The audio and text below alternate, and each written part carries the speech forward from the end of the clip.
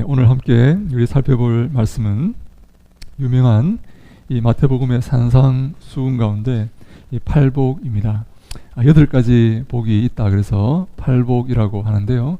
어떤 사람은 9가지다 이렇게 말하는 사람이 있는데 그 9가지인지 8가지인지가 중요한 게 아니고 무엇이 참된 복인가 하는 것이 중요한 말씀입니다. 예수님께서 우리에게 참된 복이 무엇인가, 우리가 한정된 남은 인생을 무엇을 추구하며 살아가야 할 것인가 하는 것을 우리에게 말씀해 주셨습니다. 오늘 함께 우리가 바라보고 추구해야 될 참된 복이 무엇인지 한번 생각해 보고자 합니다.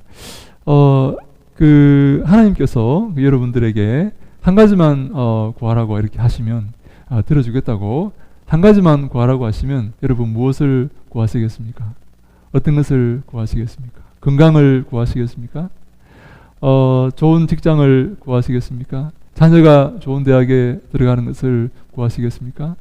승진을 원하십니까? 무엇을 여러분 구하시겠습니까? 네, 우리 주님께서 우리에게 이 가장 중요한 것이 무엇인지 오늘 말씀하시는데, 먼저 5장 1절에 보니까 주님께서 이 산에 올라가서 이렇게 말씀하시는 내용이 나옵니다. 우리 5장 1절 말씀을 한번 같이 읽습니다. 시작. 예수께서 무리를 보시고 산에 올라가 앉으시니 제자들이 나온지라. 네, 예수님께서 무리가 많이 예수님께 나오는 것을 보시고 산에 올라가서 앉으셔서 말씀을 가르쳐 주십니다. 여러분, 무리가 왜 예수님께 나왔겠습니까? 말씀을 듣기 위해서 예수님께 나왔습니다.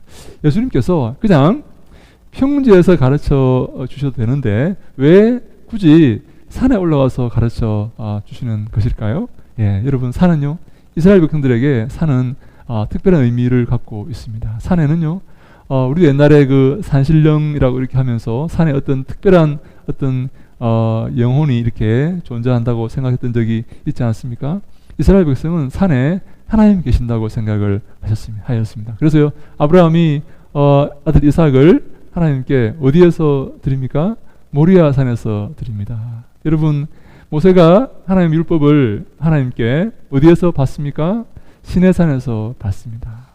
다윗이 여호와의 성전 어디에 짓습니까? 시온산에 짓습니다. 네, 산에 하나님이 거하시고 가장 하나님과 가까이 접할 수 있는 장소라고 생각했기 때문에 산에 이렇게 산을 중요하게 생각을 하였는데, 예수님께서 특별히 산에 올라가셔서 말씀을 이렇게 전하신다고 이렇게 하십니다. 이 장면은요, 특별히 우리 신학적으로 모세가 시내산에서 율법을 받은 것처럼 예수님께서도 하나님의 말씀을 받으셔서 이스라엘 백성에게 말씀을 전해주신다라는 그런 이렇게 해석을 이렇게 신학적으로 합니다. 이것을 좀 어려운 말로 모세 유형론이다 이렇게 말합니다. 예수님께서 스스로를 이 마태복음 특별히 유대인들을 이렇게 중심으로 이렇게 기록된 복음서지 않습니까? 그래서 유대인들이 가장 소중하게 생각했던 이 모세를 이렇게 모세의 모습을 많이 빌려서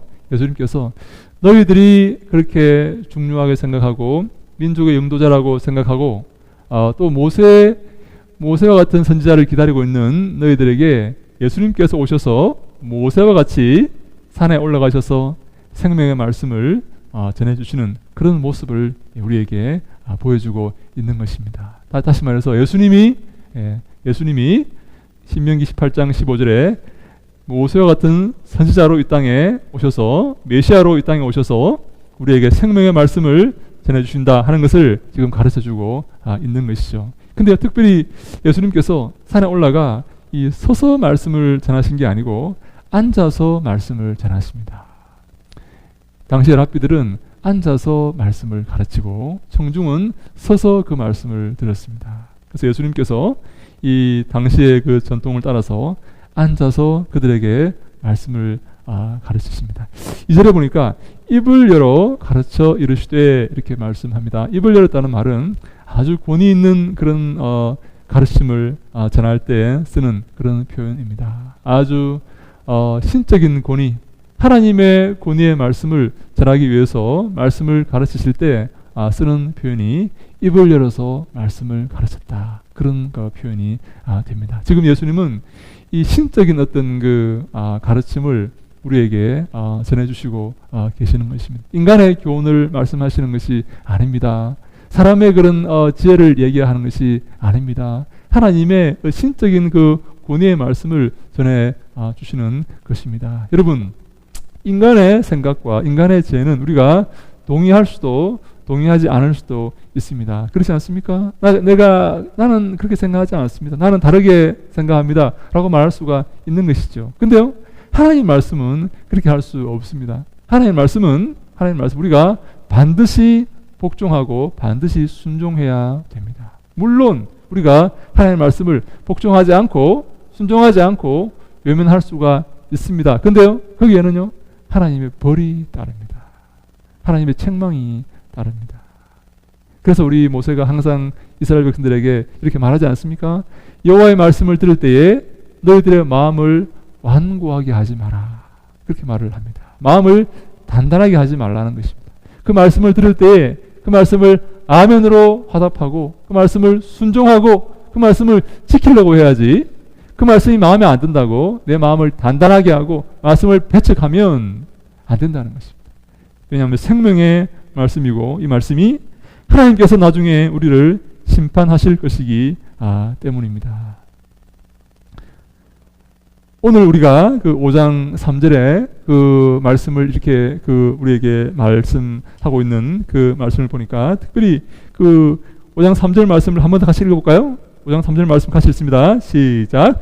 심령이 가난한 자는 복이 있나니 천국이 그들의 것이며. 네, 이 심령이 가난한 자가 복이 있다라고 예수님께서 말씀하시는데, 이 심령이라는 말은요, 이 푸뉴마라는 말로서 이 보통 영혼으로 번역이 되는데요.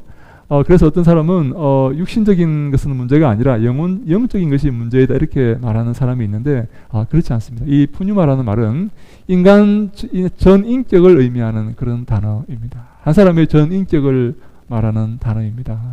전체 삶이 나의 전체 삶이 가난한 그런 삶을 말하는 것인데요. 이 가난하다는 말도 굉장히 여러분 독특한 중요한 말입니다. 푸토코스라는 말인데 완전히 가난한 상태를 말합니다. 조금 재산이 있고 조금 비빌 언덕이 있고 의지할 데가 있는 것이 아니라 온전히 가난한 사람을 의미를 하는 말입니다. 푸토코스라는 말이. 그래서 여러분, 이 말은요, 현대를 살아가는 우리에게 얼마나 어려운 말인지 모릅니다. 여러분 어떻습니까? 가난한 자가 복이 있습니까? 지갑에 돈이 조금이라도 있어야지 마음이 이렇게 놓이지 않습니까? 여러분 자녀에게 용돈을 조금이라도 줄 수 있어야지 여러분 그래도 사람 행세를 하는 것 아닙니까? 어떻게 가난한 자가 복이 있다는 그런 말입니까? 하나님께서 말씀하십니다. 가난한 자가 복이 있다고 말씀하시는데, 오늘 이 가난한 자가 어떤 의미인지를 몇 가지를 통해서 한번 대화를 이렇게 나누어 보기를 원합니다. 먼저 첫 번째, 육신적인 가난한 자가 복이 있다라는 말입니다. 누가복음 6장 20절에 보니까 육신적인 가난함이 복이 있다고 말씀을 이렇게 하고 있습니다. 여러분, 왜 육신적인 가난함이 복이 있습니까? 그가 돈을 의지하지 않고 하나님을 의지하기 때문입니다. 그가 하나님께 기도하기 때문입니다. 사랑하는 여러분, 부자는 어떤 사람입니까? 네, 모든 일들을 돈으로 해결하려는 사람입니다. 돈에 소망을 두고 돈에 가치를 두는 사람입니다. 근데요, 그러면 단순히 돈이 없다고 다 복 있는 사람입니까? 그렇게 말할 수가 없습니다. 돈이 없다고 엉뚱한 일을 해서 돈을 다 까먹고 일도 하지 않고 해서 가난한 자도 그러면 복이 있습니까? 그렇지 않습니다. 돈을 의지하지 않고 하나님을 의지한다는 의미에서 가난한 자가 복이 있다라는 말입니다. 돈이 있다 하더라도 내가 이 돈을 의지하지 않고 여기에 소망을 두지 않고 하나님만 의지하며 살아가는 그 사람이 복이 있다라는 말씀입니다. 중요한 것은 무엇을 의지하느냐, 누구에게 의지하느냐 하는 것입니다. 여러분, 돈을 의지하고 돈에게 의지하는 자는 부유한 자입니다. 그러나 하나님을 의지하는 자는 하나님만 바라보고 이 땅의 것을 의지하지 않고 하나님만 바라보는 자는 가난한 자입니다.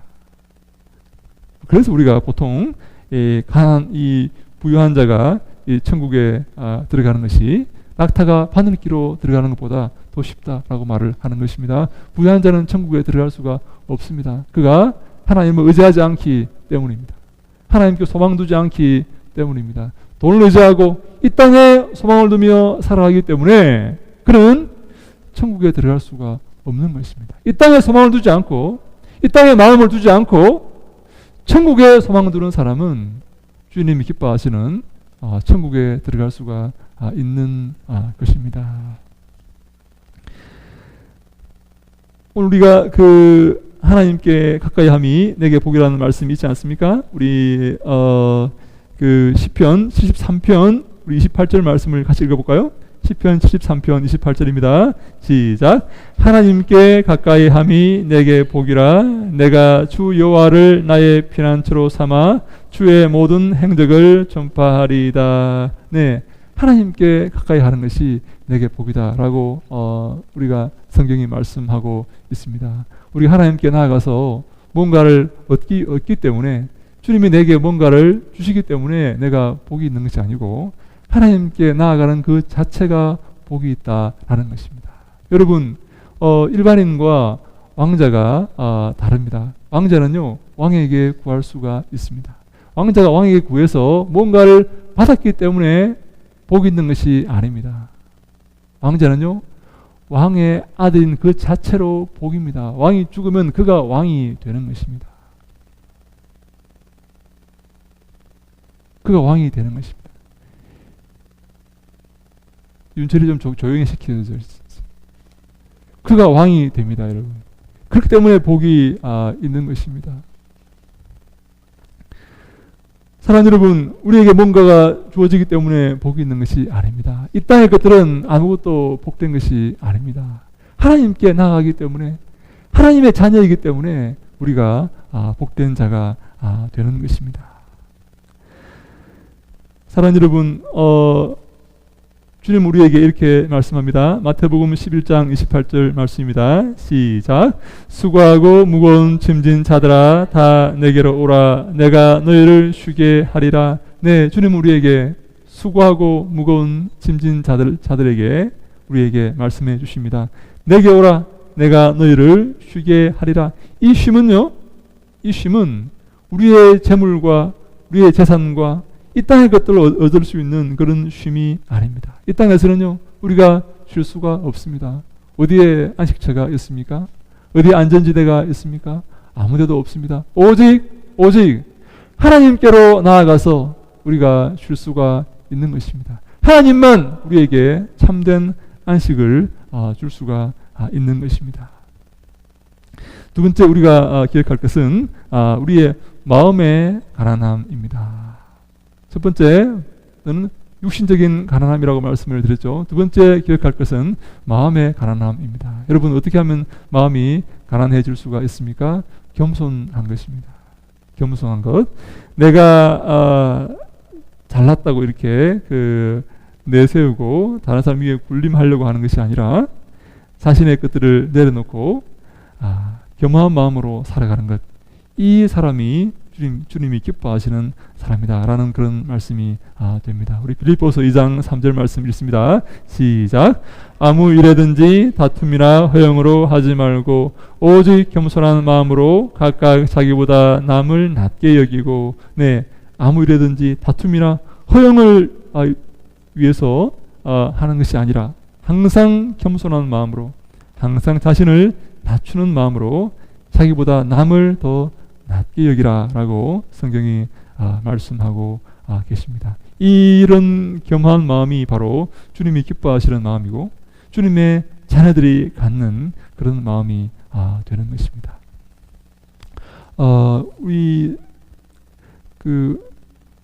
그러므로 우리는 항상 겸손으로 옷을 입어야 합니다. 우리가 겸손할 때 하나님 우리를 높여 주십니다. 내가 교만할 때 하나님은 나를 대적하시지만 내가 겸손할 때 하나님은 우리를 높여 주시는 것입니다.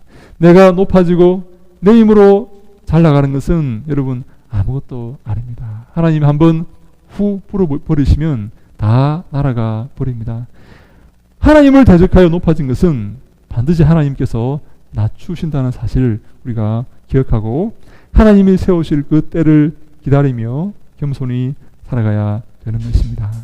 마지막으로 영적으로 가난한 사람이 되어야 됩니다. 여러분, 영적으로 가난한 사람은 누구입니까? 바로 하나님만 의지하며 하나님의 양식을 갈구하는 그런 사람입니다. 여러분, 우리가 밥이 먹고 싶으면, 배가 고프면 밥이 먹고 싶죠.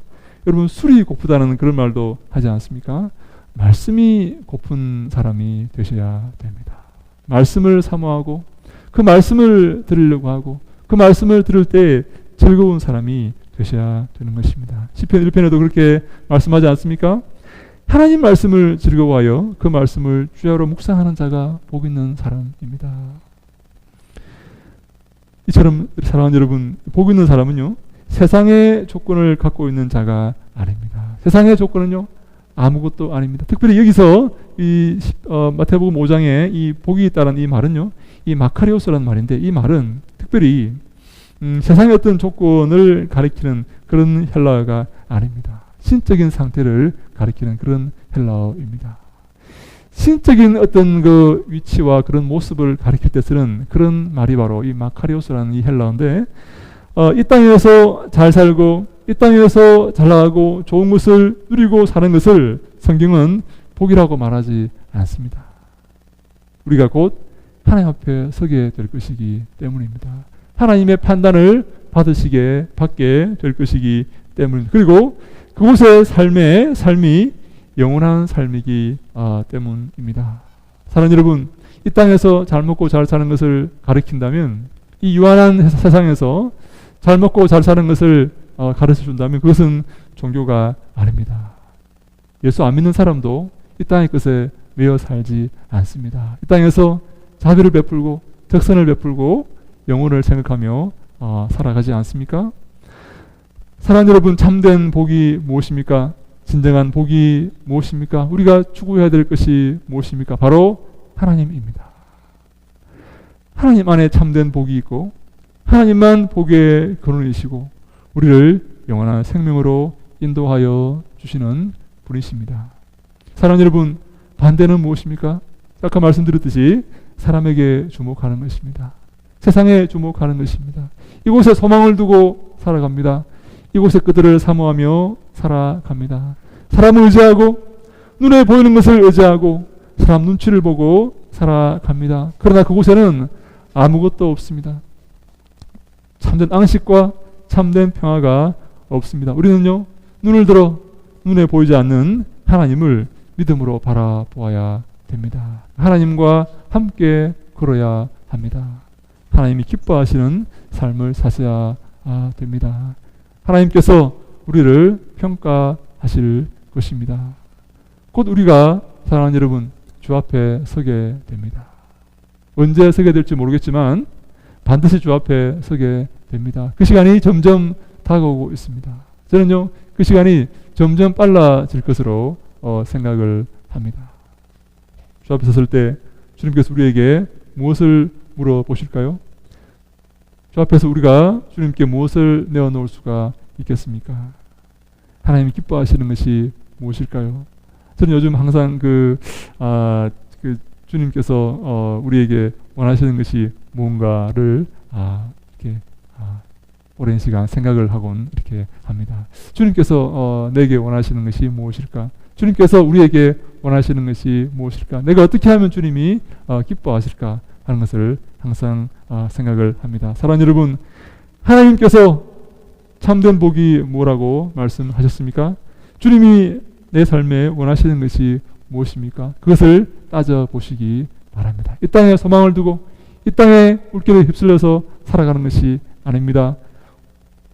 하나님을 바라보고 하나님을 의지하며 이 땅에서 가난하게 이 땅에 소망을 두지 않고 하늘에 소망을 두고 살아가는 그 삶을 주님이 기뻐하시는 것입니다. 그런 은혜가 우리 교회에 있기를 주님 이름으로 축원합니다. 아멘. 기도하겠습니다. 사랑과 온천과 자비가 풍성하신 하나님 감사합니다. 주님을 저희들 사랑하셔서 예수 그리스도의 보혈의 공로로 구원하시고 하나님을 알게 하시고 주님의 자녀가 되게 하시니 감사합니다. 이 땅에 소망을 두는 것이 아니라 하늘에 소망을 두고 주님이 기뻐하시는 삶을 살아가는 저희들 다 되게 하여 주시옵소서. 이곳에 교회를 세우시니 감사합니다. 주님이 기뻐하시는 교회가 되게 하시고 주님께 영광 돌리며 주님이 주인 되시며 주님을 찬송하는 아름다운 믿음의 공동체로 세워져 갈 수 있도록 인도하시고 함께하여 주시옵소서. 축복하실 것을 믿사옵고 예수님 이름으로 기도하옵나이다. 아멘.